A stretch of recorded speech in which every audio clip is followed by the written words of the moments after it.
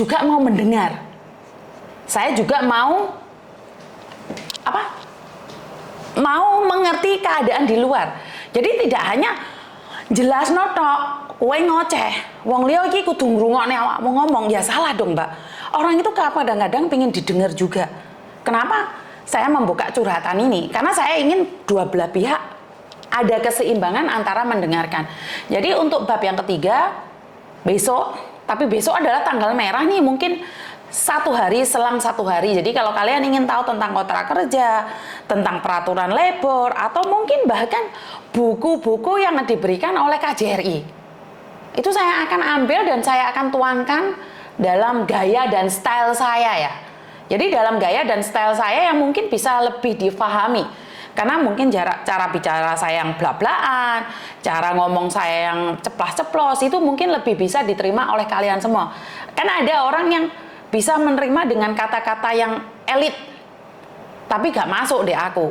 Karena saya orangnya kasar, saya nggak bisa dengan bahasa basi yang bahasanya lebih atas ya. Karena banyak orang punya bahasa yang sangat tinggi sekali. Karena saya pribadi, saya tidak bisa mengatakan bahwa saya itu dalam bahasa, tutur bahasa itu sangat lembut sekali. Saya bukan seperti itu ya. Jadi kalau saya ngobrol tuh iya, enggak. Boleh Miss datang ke studio, boleh Mbak, boleh. Jadi kemungkinan besar besok saya nggak bisa live nih untuk menjelaskan kelanjutan part ketiga. Jadi di part ketiga itu yang sangat penting sekali ya. Jadi sebenarnya part pertama, part ketiga itu yang sangat penting sekali, yang harus kalian pahami. Jadi buat teman-teman, saya selalu berkata bahwa saya akan mencoba yang terbaik. Dengan adanya konten-konten ini, dengan adanya pengalaman yang sudah terjadi, itu membuat saya lebih tahu, lebih bisa untuk belajar. Dan sekarang ini saya lagi mempelajari dari ilmunya Pak Faiz, dari ilmunya Buya Hamka, dari Deddy Kobuser. Itu banyak sekali yang harus saya pelajari. Oke, sebentar. Jangan zero cost atau kontrak mandiri, bahaya, hak-hakmu nggak dapat bila terjadi kecelakaan kerja, hidup tanggung sendiri. Pemerintah cuci tangan, kenapa ilegal? Tanya Bu Yuni, coba bener nggak?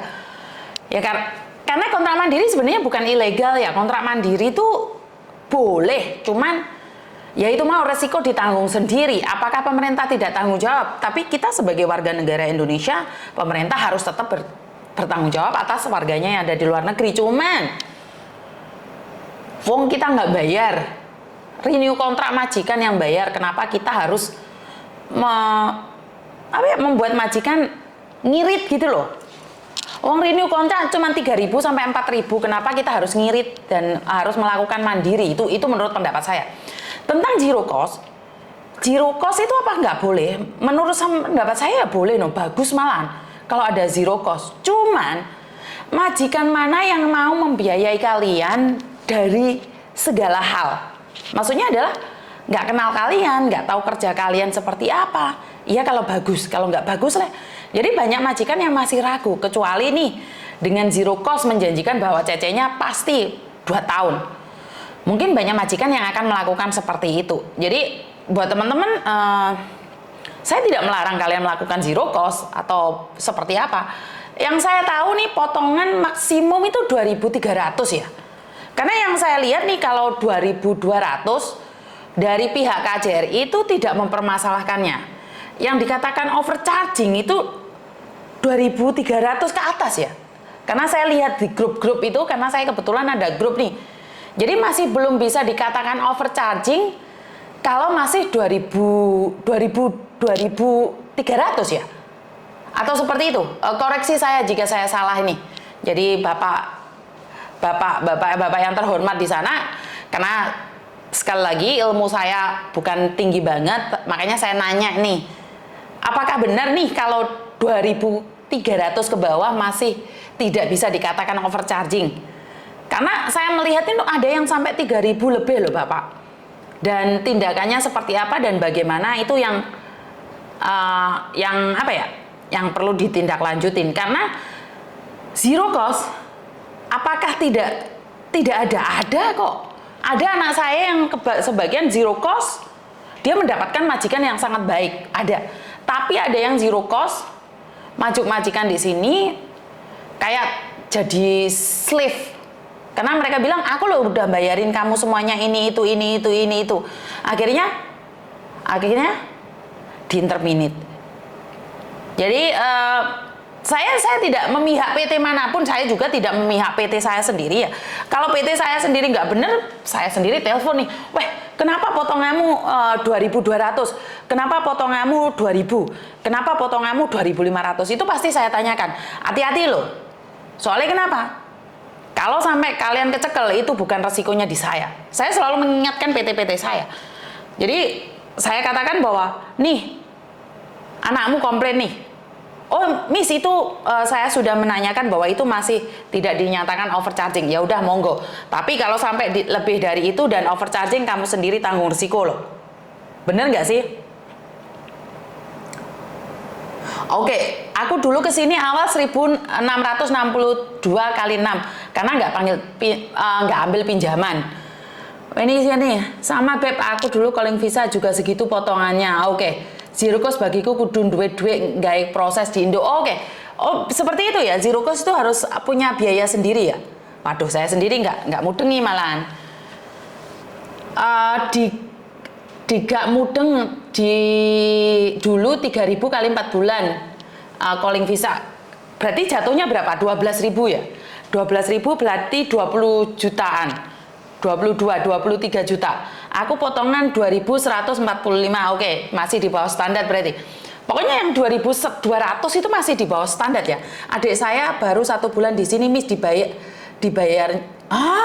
dia bayar 3.500 per bulan, Mak. Itu overcharging, Mbak. Itu menurut saya overcharging karena zaman dahulu kala, zaman purba itu cuma 7 bulan 3.000. Wah, ini 3.500 ini. Medical dewe apa-apa dewe. Oke. 3.145 kali 5 bulan PT ku di Bekasi. Waduh. 2.800. Yang dana mepet yo pilih potongan gaji. Oke, ya saya juga zero cost cuman 500 potongan 9.200. Saya 2011 potongan 3.000 kali 7 bulan ya. Zaman itu ya saya akui, tapi sekarang loh 2013 12.000, Miss. Itu dulu loh, sebelum ada undang-undang. Oke, 10 tahun yang lalu. Saya tahu itu kalau 10 tahun yang lalu. Saya tak ngombe banyuku kok gak ono nendi.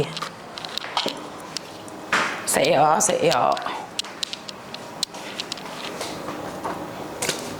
Itu untung Bapak. Bentar. Saya lali gak nyungguk banyu. Oke. Mungkin itu ada pesangon Miss Yuni. Oke, jadi karena sekali lagi saya tidak berani nih menghakimi karena saya sendiri tidak tahu. Jadi saya cuman infokan kalau 2.300 ke atas itu bagi saya udah nggak normal, Mbak. Bener nggak sih? 2.178 kali 6 bulan. Tapi saya pinjem PT, oke. Mungkin itu ada pesangon Miss yang 3.000. Oke. Jadi ya, itu info aja buat kalian ya, karena TKW Taiwan hadir, Miss. Oh, terima kasih Mbak Yayu. Jadi saya harap nih kalau memang apa yang saya sampaikan ini bermanfaat dan berguna buat kalian semua, itu membuat saya lebih merasa sangat senang karena apa yang saya berikan itu berguna bagi masyarakat dan berguna bagi orang-orang yang di luar sana. Ini membuat saya sendiri merasa hidup ini sangat berarti. Jadi buat teman-teman, saya ucapkan banyak-banyak terima kasih sekali. 2015 potongan 3.000 kali 3, betul Mbak. Itu zaman 2016 ke atas ya. Ke atas atau ke bawah sih? Wes terserah. Pokoknya dari 2010, 2009 itu 3.000-an semua ya Mbak ya. 2005 potongan 7.000. Oh sorry, 7 bulan 3.000. I love you Miss. Dulu saya ada pesangonnya 2 juta potongan 3.000 kali 7 bulan. Saya pesangon 5 juta potongan 2.600 loh. Aku 2.000. Waduh, kalian ini macam-macam ya berarti potongannya ya buat teman-teman ya. Pokoknya teman-teman semuanya terima kasih sekali, dan besok adalah hari libur kalian. Kalau kalian ada waktu dan kalian tidak keberatan, kalian bisa datang ke tempat saya, ke studio saya. Ya, sekedar ngopi bareng di sini. Silahkan ngopi, dan ada rice cooker, dan kemarin ada yang bawa beras, bawa mie. Jadi kalau kalian mau makan atau masak di sini, ya sementing ojo karo kompor ae. Jadi kalian boleh datang ke sini atau sekedar berteduh, karena di sini ada AC-nya. Jadi kalian bebas di sini. Buat teman-teman, saya sangat berterima kasih sekali jika kehadiran saya bermanfaat, dan itu aja dari saya untuk saat ini. Kurang lebihnya saya minta maaf. Wassalamualaikum warahmatullahi wabarakatuh. Berkat Tuhan mengalir atas hidup kita semua. Semoga semua makhluk hidup bahagia, dan terima kasih Bapak.